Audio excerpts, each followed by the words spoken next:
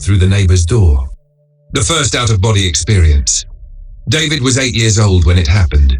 He didn't plan it, didn't even know such a thing was possible. He had gone to bed like any other night, but in the quiet of sleep, something shifted. He became aware, not of his room, but of himself, floating in the cool, still air above his own body. At first, he panicked. He tried to move, to wake up, but the him in the bed didn't stir. Instead, his floating form drifted to the center of the room, his feet barely brushing the carpet. He glanced back and saw his body still there, slack-jawed and breathing peacefully. That was the moment. The first realization that he wasn't dreaming. He was awake in some strange, untethered way. His body moved instinctively. He walked through his bedroom door, though it didn't open. He floated down the stairs and out the front door without touching the handle. Across the street, his neighbor's house glowed faintly. Something pulled him there, a magnetism he couldn't explain. He stepped through the neighbor's front door like mist. Inside, everything was still. The living room was tidy, the kitchen clean but eerily lifeless. He felt a strange rush of power. He knew he wasn't supposed to be there, but he could feel the house itself, as though it were an extension of his own senses. Down the hall, he found the couple's bedroom. They were asleep, oblivious to his presence. That's when guilt hit him like a wave.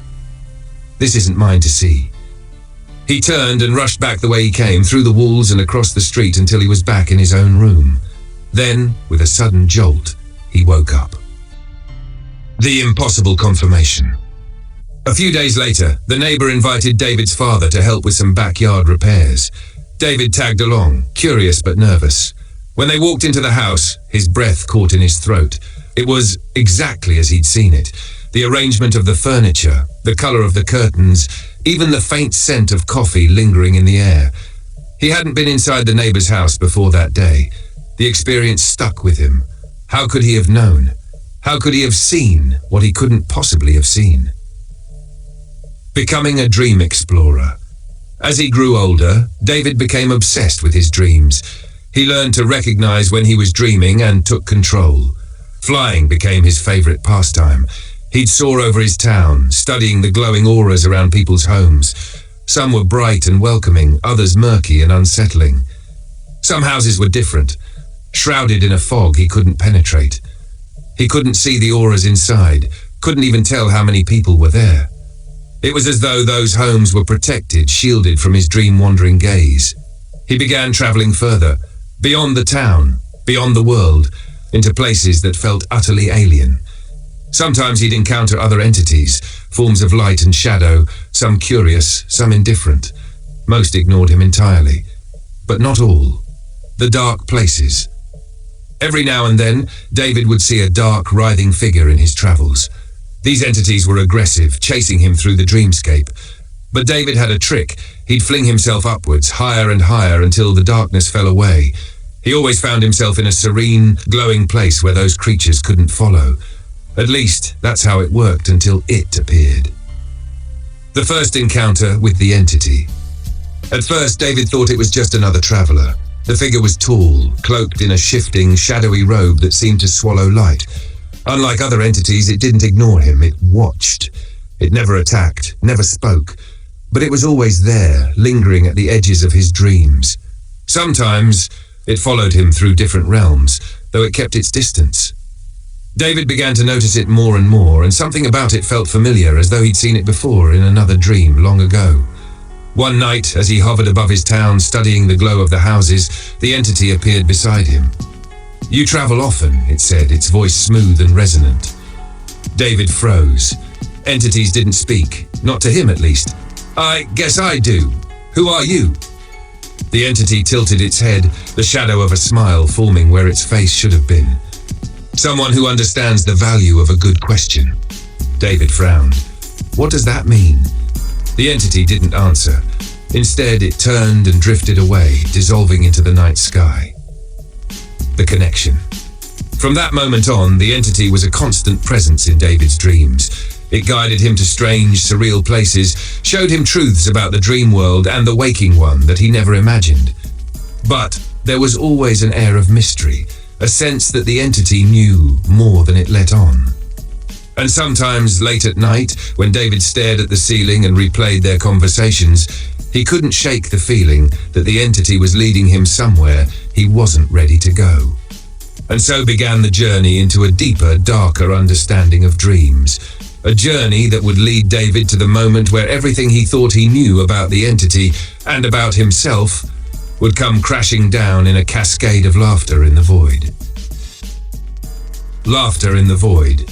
The dream experiment. David had always been fascinated by dreams.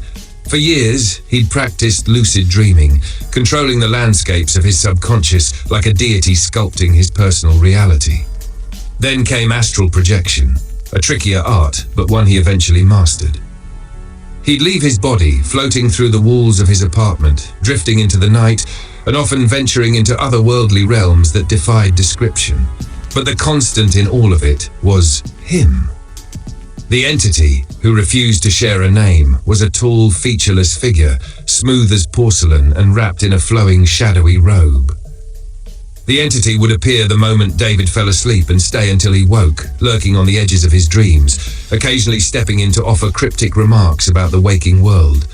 "Your boss will spill coffee on himself tomorrow. Wear a light-colored shirt. He'll trust you more," it had once said. And it was right. These weren't vague Nostradamus predictions. These were precise, eerie truths. Over time, David grew obsessed. One night, he asked a question that changed everything. "Can you scare me?" Cosmic terror. The entity tilted its head in thought, then extended a hand. "Follow." David took it, and the world around him rippled. The cozy familiarity of his dreamscape, his usual floating islands and pastel skies collapsed into a churning abyss. They emerged in a dimension that felt alive. Massive creatures roamed the horizon, impossibly large, with geometries that hurt to look at. Their bodies were shifting, writhing amalgamations of eyes, mouths, and limbs. One creature leaned down, its face inches from David, releasing a sound that was both a scream and a whisper. The ground pulsed beneath him, and the air reeked of something ancient and decayed. David's heart raced, but he wasn't scared. He was in awe. "This is incredible," he shouted over the cacophony of alien noises. The entity chuckled a deep, resonant sound. "Let's see how you feel alone." Before David could respond, the entity dissolved into the air like smoke. Suddenly, he was alone. The creatures turned toward him, their movements slow and deliberate. From somewhere, he heard the entity's voice, laughing. It echoed endlessly, growing distant. David's awe cracked. He turned and ran, the alien landscape warping around him as the creatures pursued. He didn't know how long he ran, but just as panic started to take hold, the entity reappeared, plucking him out of the nightmare and depositing him back in his usual dreamscape. "Well?" the entity asked, smug. "That wasn't scary. That was awesome." Feeding in the dream. In the weeks that followed, the entity took David to other bizarre places. Vast, surreal cities where skyscrapers were built from pulsating flesh. Infinite forests where the trees whispered secrets in dead languages. Oceans filled with stars instead of water. During one such excursion, the entity grew contemplative. "Do you know why you have emotions?" it asked, sitting on the edge of a cliff overlooking a sea of black sand. David shrugged. "Biology?" The entity chuckled. "Not quite. Not quite. Your emotions are hooks, beacons for others.